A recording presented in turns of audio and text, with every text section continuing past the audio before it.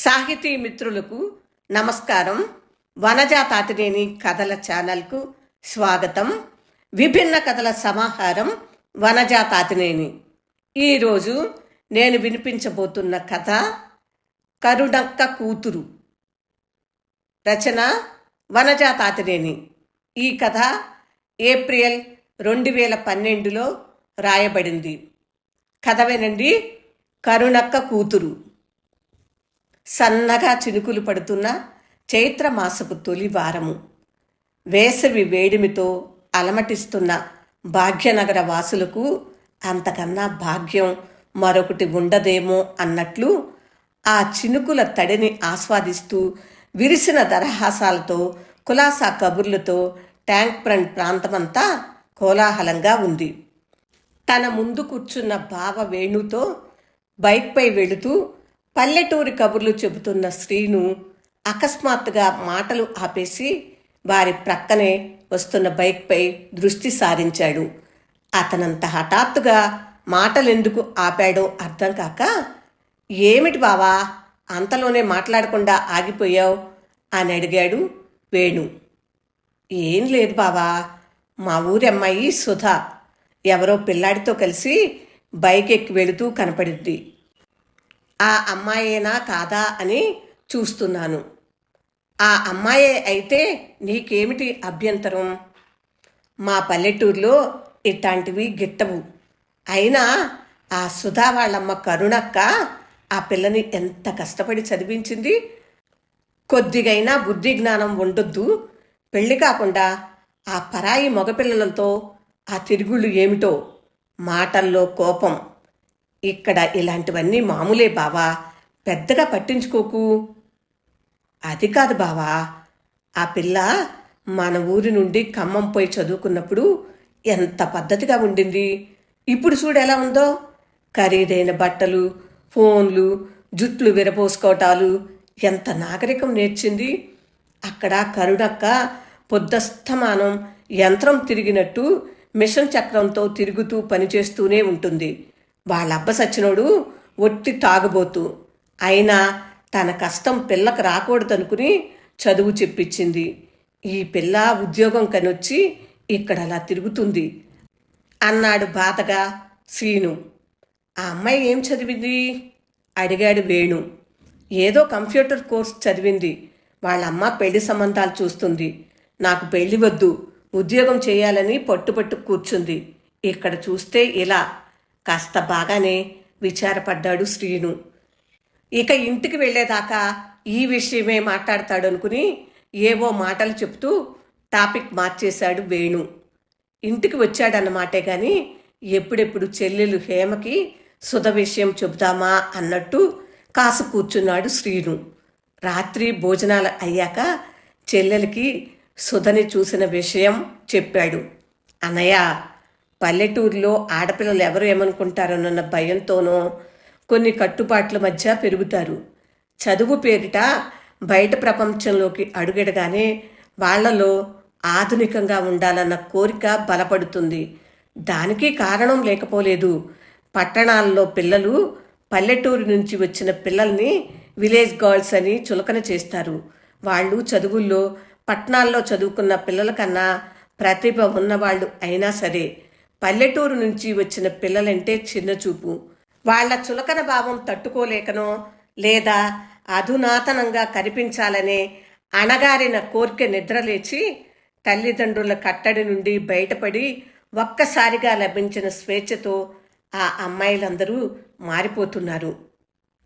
Makeup కిట్కి, beauty పార్లర్కి, ఇంకా బాగా చెప్పాలంటే బాడీ వ్యాక్స్కి కూడా బాగా ఖర్చు చేస్తున్న కాలం ఇది. ఆ పిల్ల సుధని నేను రోజూ చూస్తుంటాను. ఏదో చిన్నపాటి ఉద్యోగం చేస్తూ ఉంటుంది. ఇక్కడ వర్కింగ్ ఉమెన్స్ హాస్టల్లో ఉంటుంది. ఆ అమ్మాయి లైఫ్ స్టైల్ వేరు. కొత్త కొత్త హెయిర్ స్టైల్స్, కొత్త దుస్తులు, తరచుగా మారిపోయే బాయ్ ఫ్రెండ్స్. ఆ పిల్ల పద్ధతి చాలా మారింది. వాళ్ళమ్మ ఎంత గుట్టుగా ఉంటుంది. మరీ ఈ పిల్లకి పోయే కాలం వచ్చి ఇలా తయారై చచ్చింది అని తిట్టాడు శ్రీను. అన్నయ్య, నువ్వు మన ఊరు వెళ్ళాక ఈ సంగతి ఎవరితో అనకు అని చెప్పింది హేమ. లేదమ్మా, నేను కరుణక్కకి ఈ విషయం చెబుతాను అన్నాడు ఆవేశంగా సీను. ఎవరి పిల్లలపై వాళ్ళకి నమ్మకాలుంటాయి. తల్లిదండ్రుల దృష్టిలో పిల్లలు ఎప్పుడూ అమాయకులే. పోయినసారి నేను సంక్రాంతి పండక్కి వచ్చినప్పుడు కరుణక్క సుధ గురించి చాలా బాధపడింది. దానికి చదువు తప్ప వేరే లోకమే లేదు. తిండి కూడా సరిగ్గా తినదు. దానికి ఏం కావాలో దానికే తెలియదు. ఎలా బ్రతుకుతుందో ఏమిటో అని చెప్పి బాధపడింది అంది హేమ. ఆ పిల్ల మన ఊరికి వస్తే అలాగే ఉంటుంది. నాసిరకం బట్టలు కట్టుకుని జడేసుకుని ఉంటుంది. ఇక్కడ చూస్తే మొహం కనపడకుండా ఒంటి నిండా బట్టలు చుట్టుకోవటం ఏమిటో ఎవరు గుర్తుపట్టకుండా కాబోలు అక్కసుగా అసహ్యంగా అన్నాడు శ్రీను. సర్లే, ఇవన్నీ మనసులో పెట్టుకోకు. ఎవరికి కూడా మంచి మాటలు చెప్పే కాలం కాదిది. కరుణక్కకి అసలు చెప్పకు అని మాట తీసుకుంది హేమ. అందుకు అయిష్టంగానే ఒప్పుకున్నాడు శ్రీను. ఏమిటి, మీ అన్న ఇంకా ఆ సుధ విషయం జీర్ణించుకోలేకపోతున్నాడా అని నవ్వుతూ అడిగాడు వేణు అక్కడికొచ్చి. ఆ అమ్మాయే కాదు, చదువుకున్న అమ్మాయిలే నాకు నచ్చటం లేదు అన్నాడు శ్రీను. అలా అంటే మీ చెల్లెలు కూడా నాకు నచ్చకూడదు అన్నాడు ఉడికిస్తూ వేణు.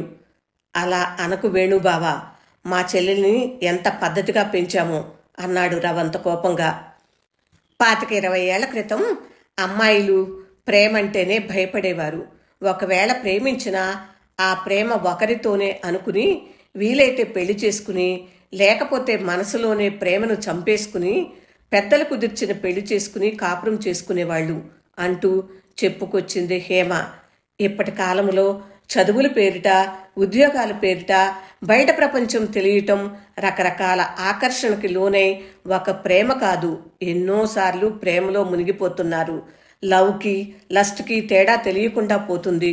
కొంతమంది సినిమాలు షికార్ల కోసం, కొంతమంది షాపింగుల్లో బాగా ఖర్చు పెట్టించి తమకి కావాల్సింది కొనిపించుకోవటం కోసం, కొంతమంది కాలక్షేపం కోసం ఇలా ప్రేమలు మొదలుపెట్టారు. ఒక్కో అమ్మాయికి పొద్దున్నే ఒకరు, సాయంత్రం వేరొకరు బాయ్ ఫ్రెండ్ కూడా ఉంటారు. నా ఫ్రెండ్ ఒకడికి అర్ధరాత్రి అమీర్పేట ఉమెన్స్ హాస్టల్ నుంచి ఒక అమ్మాయి అర్ధరాత్రి ఫోన్ చేసి, ఒరే రామ్, నా మొబైల్ ఛార్జర్ కనపడటం లేదురా, అర్జెంటుగా ఛార్జర్ తెచ్చివ్వవా ప్లీజ్ అని కాల్ చేసి అడగగానే అతను 10-15 మైళ్ళు ఆ అర్ధరాత్రి ప్రయాణించి ఆ అమ్మాయికి ఫోన్ ఛార్జర్ ఇచ్చి వచ్చాడు. రిటర్న్ వచ్చాక ఆ అమ్మాయి నెంబర్కి కాల్ చేస్తే ఆ అమ్మాయి ఫోన్ నిరంతరం ఎంగేజ్.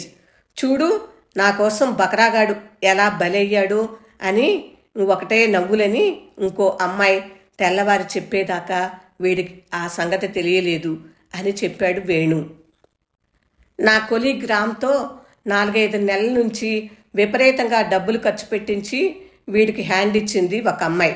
వాడు తన జీతం అంతా ఇలాగే తగలబోస్తాడు. ఇంటికి ఒక్క పైసా పంపడు. వాడే కాదు, చదువుకుంటున్న మగపిల్లలందరూ అంతే. తల్లిదండ్రులు కష్టపడి సంపాదించి వీళ్ళిక్కడ ఏం ఇబ్బంది పడతారో అన్నట్టు పొట్ట కట్టుకుని మరీ డబ్బు పంపిస్తే వీళ్ళిక్కడ ఐమాక్స్ థియేటర్లు సినిమాలు, అమ్మాయిలతో ట్యాంక్ బండలపై విహారాలు, పార్టీలు. మగపిల్లలంతా విచ్చలవిడితనంగా ఖర్చు పెట్టడం చేస్తున్నారు. కొంచెమైనా బాధ్యత లేదు.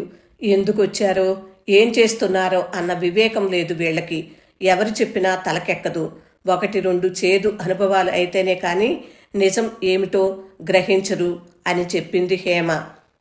ఇంకో విషయం కూడా అర్థమవుతుంది మనకి. వీళ్ళు ఇలా అనేక మంది అమ్మాయిలతో కాలక్షేప తిరుగుళ్ళు తిరిగి రేపు పెళ్లి చేసుకోవాలనుకున్నప్పుడు పెళ్లి చేసుకోబోయే అమ్మాయిపై మనసు లోతుల్లో అనుమానం పెనుబోతాం. ఈ అమ్మాయి ఇంకా వర్జిన్ గానే ఉందా, ఇన్నేళ్లు ఏ బాయ్ ఫ్రెండ్ లేకుండానే ఉందా అనే అనుమానపు ధోరణితో నిత్యం మానసిక అశాంతితో నలిగిపోతున్నారు. మా ఆఫీస్లో పనిచేసే రమేష్ అలాగే చేశాడు. ఓ పల్లెటూరి అమ్మాయిని పెళ్లి చేసుకున్నాడు. ఆ అమ్మాయి డిగ్రీ వరకు చదివింది. ఒక్కటే కూతురు, బాగా ఆస్తిపరులు, మంచి ఉద్యోగం ఉందని రమేష్కిచ్చి ఘనంగా పెళ్లి జరిపించారు. ఆ రమేష్ భార్యతో మాట్లాడిన తొలి మాట, ఎంతమంది బాయ్ ఫ్రెండ్స్ ఉన్నారు, ఇదే నీకు తొలి అనుభవమా, నిజం చెప్పు అని అడిగాడట. ఆ అమ్మాయి వెంటనే ఆ గదిలో నుంచి బయటపడి పెద్దవాళ్లతో విషయం చెప్పింది. జీవితాంతం ఇలాగే అనుమానిస్తాడు, అతను నాకొద్దు అని చెప్పిందట ఆ అమ్మాయి. 3వ రోజు కల్లా వివాహం రద్దు చేసుకున్నారు అని చెప్పాడు వేణు దీర్ఘంగా నిట్టూరుస్తూ. వేణు వీళ్ళిద్దరి మాటలు వింటూ అయోమయంలో ఆశ్చర్యంలో కొట్టుమిట్టాడుతుంటే, అన్నయ్య, నేను ఎక్కువ చెప్తున్నాననుకోకు, లోపం ఎక్కడుందో తెలియటం లేదు. తొలివలుపు తీయదనం బ్రతుకంతా తీయంగా మిగిలిపోవాలి, కానీ ఇప్పటి స్పీడు యుగపు పిల్లలకి ఇవేమీ అవసరం లేదు. అంతా స్వేచ్ఛ కావాలి. అది ఇచ్చినా కష్టమే, ఇవ్వకపోయినా నష్టమే. చదువులు, ఉద్యోగాలు, సంపాదనలు ఇవి తప్ప ఏవీ వద్దు. నైతిక విలువలు అస్సలు అవసరం లేదు. అంతా ఎంజాయ్మెంట్ అంతే. ఆడపిల్లల తల్లిదండ్రులు కూడా వాళ్ళ పిల్లల దగ్గర ఖరీదైన గిఫ్టులున్నా ఇది ఎక్కడిది అని పట్టించుకోవటం లేదు. ఏ లవ్ అఫైరో బయటపడినప్పుడు, లేదా తల్లిదండ్రులు పెళ్లికి అంగీకరించినప్పుడు, ఇంటి నుండి వెళ్ళిపోయినప్పుడు, అవాంఛిత గర్భం ధరించినప్పుడే తప్ప బయటపడని విషయాలు ఇవి దీర్ఘంగా చెప్పింది అన్నకి విషయం అర్థమవ్వాలని. శ్రీను హేమవంక ఆశ్చర్యంగా చూశాడు. ఎంత ఎదిగింది నా చిట్టి చెల్లెలు అనుకున్నాడు. అంతేకాదు, వీటన్నింటి మధ్య బుద్ధిగా చదువుకుంటున్న అమ్మాయిలకి ఇబ్బంది ఉంది. కొందరిని చూసి అందరినీ ఒకే గాట కట్టే పరిస్థితుల్లో అమ్మాయిల భవిష్యత్తు గురించి ప్రతి ఇంట్లో తప్పనిసరి దిగుళ్ళు ఉంటున్నాయి. సామాజిక పరమైన సమస్యలు కొని తెచ్చుకునే సమస్యలు కొన్ని. వీటన్నింటి మధ్య యువతరం పరుగులు పెడుతుంది. ఆకర్షణ, ప్రేమ, మోహం, విలాసవంతమైన జీవన విధానం, కాలక్షేప ప్రేమ, నిజమైన ప్రేమ ఏమిటో ఈ గడబిడ. ఎక్కడికో ఈ పరుగులు. ఏం సాధించాలనో అర్థం కావటం లేదు. ఒకంత వేదనగా అన్నాడు వేణు. అందరూ మౌనంగా ఉండిపోయారు. ఏవేవో ఆలోచనలతో పక్కపై దొర్లుతూనే ఉన్నాడు శ్రీను. తెల్లవారిన తర్వాత తన ఊరికి తిరిగి వెళ్ళాడు. సుధ విషయం కరుణక్కకి చెప్పాలని నోటి మీదకు వచ్చినా కూడా చెల్లెలికిచ్చిన మాట గుర్తుకొచ్చి ఆగిపోయాడు. కొన్నాళ్లకి సుధ ప్రేమించిన వాడు పెళ్లి చేసుకుంటానని నమ్మించి తల్లిని చేసి మోసం చేసి ఇంకొకరిని పెళ్లి చేసుకుంటున్నాడని ప్రేమించిన అతని ఇంటి ముందు మౌన పోరాటం చేస్తున్న విషయాన్ని ప్రత్యక్ష ప్రసారాల్లో చూసి శ్రీను ఆశ్చర్యపోలేదు. కానీ కరుణక్క నా కూతురు ఒట్టి అమాయకురాలు అని ఏడవటం చూసి జాలిపడ్డాడు. ఎంత ప్రేమించినా అమ్మాయిలు ఆ విషయంలో జాగ్రత్త పడొద్దు అని ఊర్లో జనం అనుకుంటుంటే, పట్టణపు పిల్లలవన్నీ పిదప బుద్ధులు. ఆ రహస్యాలు తెలియకుండా పల్లెనైనా కాస్త స్వచ్ఛంగా ఉండనియ్యాలి అనుకున్నాడు శ్రీను. అది సాధ్యం కాదని అనుమానం ఉన్నా సరే. కరుణక్క కూతురు కథ విన్నారు కదా. కథ ఎలా ఉంది ఫ్రెండ్స్? మీ స్పందనని కామెంట్ బాక్స్లో తెలియచేస్తారు కదూ. మరొక మంచి కథతో మీ ముందుకు వచ్చే ప్రయత్నం చేస్తాను. ఈ కథ మీకు నచ్చినట్లయితే లైక్ చేయండి, షేర్ చేయండి. ఇంకా నా ఛానల్ సబ్స్క్రైబ్ చేయనట్లయితే సబ్స్క్రైబ్ చేయండి. ఉంటాను మరి. విభిన్న కథల సమాహారం వనజా తాతినేని. వింటూనే ఉండండి. నమస్తే.